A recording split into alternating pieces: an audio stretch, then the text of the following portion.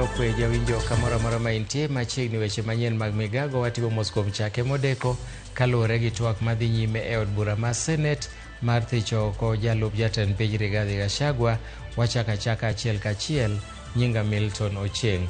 Aput mar jong'ad buche adek orem reso Gachagua e lwet od bura mar Senate kendo kone Gachagua ni chungo burano en donjore kod tij od bura ma katiba omiye.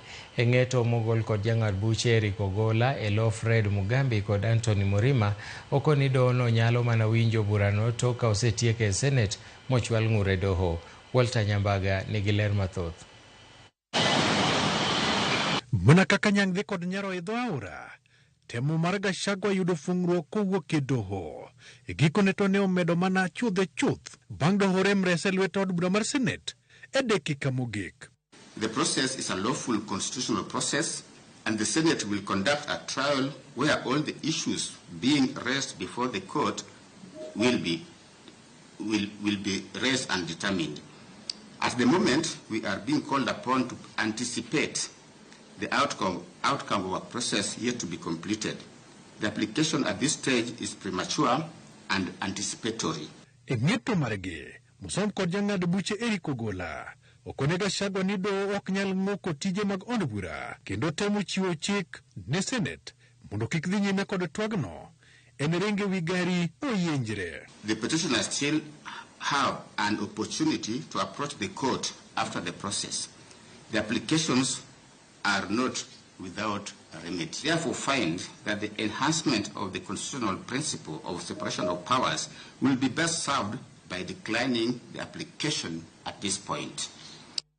Okil mar Gachagua Paul Mwite nyo kedhore kod jong'ad buche mondo yowinje mondo yud chik madino ne Senate mondo kik chak twak mar thicho Gachagua isi. My Lord, within the hour of their doing that, it is our submission that one can expect a deputy president will have been appointed. Ma, en bura mapoyo kod auchiel manyoni e Doho mar temo reso Gachagua kata kamano. Duto okir oko. Buch Gachagua masani ni nyim Senate nyalo weyo ka owito lemone kata rese kod Senate.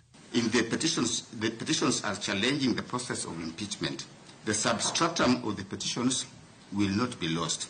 The court is still able to grant a remedy even after the process is conducted, even after the process is concluded, and as such, the court will not be acting in vain.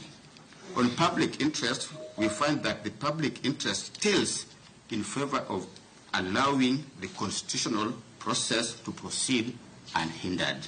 Walter Nyambaga, Ramogi TV.